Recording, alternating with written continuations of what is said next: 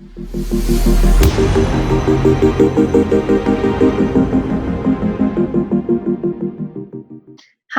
my name is Gibson, and I'm the owner and founder of the Personal Development School. This is your daily breakthrough video, and today I want to talk a little bit about jealousy and envy. So here are the sort of main topics that we're going to go through. First and foremost, I want to talk a little bit about jealousy versus envy, just how to make the distinction between the two. Then we're going to talk a little bit about the root causes of jealousy and envy both, and then we're going to talk about why it's so painful and how to overcome jealousy and envy. So first and foremost, oh, and by the way, if you're getting a lot of value out of these videos, please like them, please share them, please subscribe, please stay connected. So first and foremost, the difference between jealousy and envy is envy is sort of not referred to. Envy is a reference or a feeling towards something you missed and yearn for. So it's sort of that like twinge of discomfort and yearning and maybe a little bit of frustration or internalized frustration towards yourself when you see somebody doing something or having something that you're yearning for and would like. And this is the reference to envy. So for example, let's say that you used to paint all the time, and then life got really busy and you had kids and you had a busy career, and then you stopped painting, and maybe painting was something that you really loved and really appreciated. You know, you might see somebody else painting, or you might see a beautiful painting up somewhere, and you might have that feeling of envy, like, oh, I lost that, and I really wish I was doing that still. I really miss that. And, you know, in that case, envy is a beautiful piece of feedback for you. Envy is sort of this emotional piece of feedback, letting you know that there's maybe a repressed part of yourself that's in there somewhere trying to sort of surface to your conscious mind, or that there's sort of this displaced element of you that you're really looking to reconnect with again. So take a look at that, because it's a beautiful piece of feedback.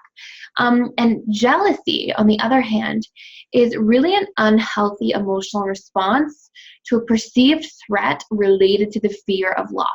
So this has some really incredible feedback for us. You know, a feeling of threat related to the feeling of loss, or the fear of loss, I'm sorry. This is really important to reference when we're looking at how to overcome jealousy, how to transform jealousy. So we'll talk about that in a little bit. Now, the next piece is I want to talk a little bit about how the different attachment styles tend to feel and express jealousy. So first and foremost, and we're going through the 3 unhealthy attachment styles here specifically. First and foremost, the dismissive avoidance will generally express jealousy the least. Why? Because as a natural rule, they tend to, whenever they feel any emotional pain that they don't like, they tend to withdraw and shut down very quickly. So by express jealousy the least, I don't necessarily mean that they experience it like zero whatsoever. And again, this is a very general rule here that I'm going through each of these attachment styles. But the dismissive avoidant, like as soon as they feel something that's really, you know, uncomfortable, they'll shut down and withdraw quite quickly. And it's interesting because I will often see in like the anxious and dismissive avoidant attachment dynamic that the anxious attachment style person will sort of like look to make their dismissive avoidant partner jealous by like flirting with somebody else or making comments or something that, you know, it's an activating strategy. It's a form of trying to get that person's attention. But what happens is obviously the dismissive avoidant just sort of pulls way back and withdraws further. And then the anxious attachment style will feel frustrated in that situation, because not only are they not getting their needs met, but they're getting even more of that feeling of being withdrawn from, which is what they were trying to get away from in the first place by creating that strategy. So it's not a healthy strategy, and it doesn't work. And again, not judging it, just letting you know based on all the different, you know, experiences that I've had through seeing so many clients and so many dynamics and so many people and their interactions. So the next one, fearful avoidant, it's so interesting because I will often find that the fearful avoidant will tell me things like, I don't even get jealous. And yet when we look at their behavior, just like the dismissive avoidant, it's like they have such a quick knee-jerk response to jealousy that they won't necessarily associate with the feeling of jealousy. They'll associate with the feeling of anger more often than not. And it's interesting too, because anger is often a cover emotion for hurt or fear, but in this case for the fearful avoidant, I also find a pattern where it is a cover emotion for jealousy. So we'll find that the fearful avoidant will often sort of like fly into a fit of rage as soon as they feel jealous, of their partner, and maybe they'll threaten to leave, or they'll have an extreme flight response, like, really running away or getting out of the way, or expressing extreme anger and frustration. And again, it's all like a feeling of pulling away. They're all forms of like deactivating, like pushing the partner away or pulling away from the partner. Whereas with the anxious attachment style, I will often find that they stew the most. And again, just a general rule, not all the case for all different people and parties involved. And we'll talk about why in just a moment when we go into the root causes. But here's the thing. It's like if the anxious attachment style, this is still related to the fear of loss. Well, who generally tends to stew the most in the fear of loss? Generally the anxious attachment style individual. And so jealousy, because it's related to that threat and potential fear of loss, the anxious attachment style tends to really stew in the jealousy and really feel it strongly and get really frustrated by it and sort of bogged down by it the most easily and for the sort of most period of time. But again, they won't necessarily have the same intensity of response as the fearful avoidant. So and they'll express it. They'll have activating strategies in response. So they'll tend to do things like get in the way of something that's happening. Let's say their partner is talking to somebody and they don't like the way that the person's talking, where the avoidant attachment styles might sort of pull away or push the person away. It's sort of like dismissive avoidant will pull away and withdraw. The fearful avoidant will push away because they have all this emotional frustration that they sort of explode outwards and push the person away in the meantime. And the anxious attachment tends to try to like come in and intervene and connect and stay. And maybe they'll become needy, or they'll intervene some way, or they'll express something negative to the person that they feel is speaking to their partner that they don't like. It'll be some sort of form of those as a general rule, okay? Root causes. Let's talk about root causes for a moment. So, I find the people who experience the most jealousy, actually there's sort of two parts here, but as a general rule, people who are experiencing a lot of jealousy, I see that they usually are getting many or multiple of their 6 basic human needs met, most so from their romantic relationship. So what does this mean? Well, we have 6 basic human needs: growth, significance, contribution, love and connection, certainty, uncertainty. And I often find that people who are extremely jealous are getting many of those needs met from the relationship as like their primary source. So for example, it might be somebody who's getting love and connection met from the relationship, and maybe their romantic relationship is their core form of love and connection. Maybe they get significance from the relationship. They feel like you care about me, I matter, I have meaning, I'm important, I'm loved, and so they get that sort of sense of significance and mattering or meaning something to somebody. Maybe they're getting growth. Maybe they're growing with the person. They're starting a family. Who knows? Maybe they're getting a lot of certainty from their romantic relationship, like feeling safe because they have a partner and they have a person with them in the world and all those sorts of things. And maybe also they're getting a strong sense of contribution. So they are, getting to give to their partner. They could be meeting all 6 basic human needs, but if their romantic relationship is the primary source for many of those, because our needs are actually our subconscious and intrinsic sense of self-identity to a certain degree, it's as if like when there's a threat or the fear of loss of this person, there's a fear of loss of this sense of self and self-identity. And that's why jealousy is an emotion that can cause so much chaos. Like people have killed because of jealousy, and there's all kinds of crazy stuff that can happen. And it's because there's this sense of the identity being stripped away if that person is meeting so many of our deep identity needs. Okay, so it's a really important part to recognize. And how do we transform this? Well, we transform this by literally like being clear about what those needs are and making sure that we have multiple resources. We have a balanced way of getting those needs met. So, for example, love and connection, getting love and connection from multiple sources and having balance there instead of just our one source and being really like close and trying to control and maintain that one source of the romantic relationship. That creates an unhealthy dynamic. Okay, so super important. Connect to your family, connect to friendships, etc. The next thing, which I find to be, again, really intense, is the meaning we're giving to jealousy has such an intense impact about how jealousy impacts the individual. Okay, so the meaning not that we give to jealousy, but that we give to the situation that creates the feeling of jealousy. Okay, so let's say, for example, partner 1 and partner 2. Partner 2 is talking to somebody at the restaurant or the bar, and partner 1 thinks there's some kind of flirtation or uncomfortable dynamic.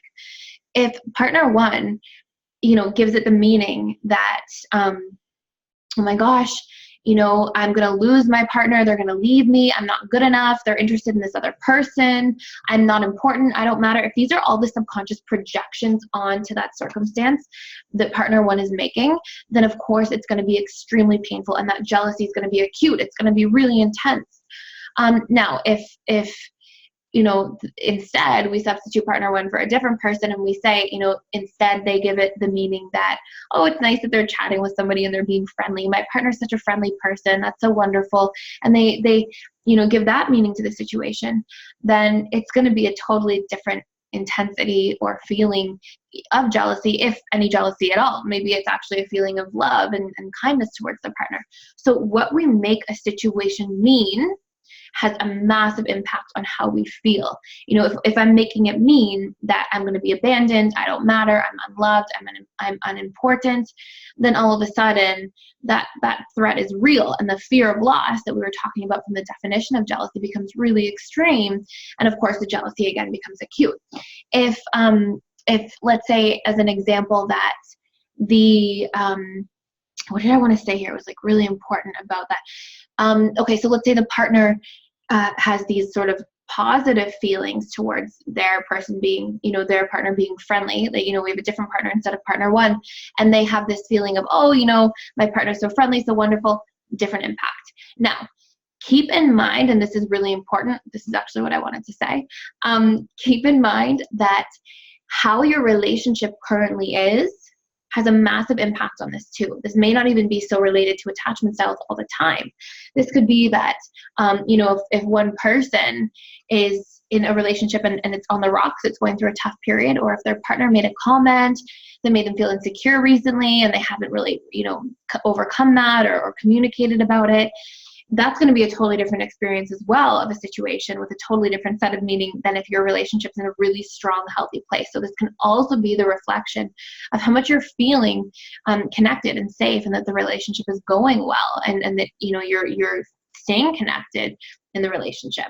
And so if this is the challenge that you're going through, where you're giving really painful meaning to a situation because of the state of the relationship or the state of your subconscious mind, then what you want to be able to do is make the meaning you're giving to the situation causing you jealousy fully conscious, and then question it. So, because my partner is talking to somebody else in a restaurant or in a bar, I'm going to be all alone and abandoned. Can I really know that that's true? Or is that just something that my subconscious mind is projecting and fearing as sort of the survival mechanism to protect me from the worst case scenario? And really it's not working. It's actually causing me emotional pain instead. Okay, so we really want to question the meaning that we're giving to things, and we really want to make that meaning fully conscious by asking ourselves, like, what am I making this situation mean that it's causing me pain? And lastly, third root cause that I find with jealousy is that people tend to have unclear or undefined expectations. Okay, so I was talking to somebody the other day that literally said to me that they didn't think it was appropriate for their partner to have friends of the opposite sex. And okay, so to each their own. I personally feel that it's important and well-adjusted and healthy for everybody to intermingle. And I think friendships can definitely be with the opposite sex, but everybody's entitled to their needs in a relationship. Seriously, everybody, if those are what your needs are, it's like talking about religions, or, people have different views on things, and we have to respect those. And so what really matters is not what the needs are, but about how clearly we're defining our needs and our boundaries, and talking about the consequences for what happens if those things are not followed. And consequence does not mean punishment. I don't mean that you say, if you talk to somebody of the opposite sex, I'm not going to speak to you for a week. I mean, if you say, and if this is your truth, and consequence really means an expression of your truth. If it were to be something like, hey, I feel that it goes against what I believe in to have a partner, or to have a partner that has friends of the opposite sex. And, I if you keep doing that, then I might have to leave the relationship at a point because it's not a fit to my needs. And that would be a fearless expression of your truth. And I think that's a bit of an extreme example. So I'm definitely not saying to do that, but maybe some people have a different example that's less extreme, where it's, I don't feel it's appropriate for you to talk to your ex-girlfriend or your ex-boyfriend or your ex-partner, and in that case, we're really boiling down to how clearly are we defining these expectations and how much are those things your needs and based on a truth, because you can't say a consequence as a threat. That just becomes unhealthy, uncharted territory. If we say, I'll leave, but then you don't really mean that, and that's not your truth, you're just saying that to try to threaten your partner and prevent them from doing something. So really, you want to have those conscious conversations where you're discussing what your expectations are, what your boundaries are, and what your truthful consequences are for if those things are not respected. Okay, so there's a little bit about jealousy, envy, how to transcend the patterns, what's going on in your subconscious mind. If you're getting a lot of value out of these videos, please like them, share them, subscribe to our channel, and please visit www.personaldevelopmentschool.com for upcoming courses, offerings, or any one-to-one consultations. Thank you so much for watching.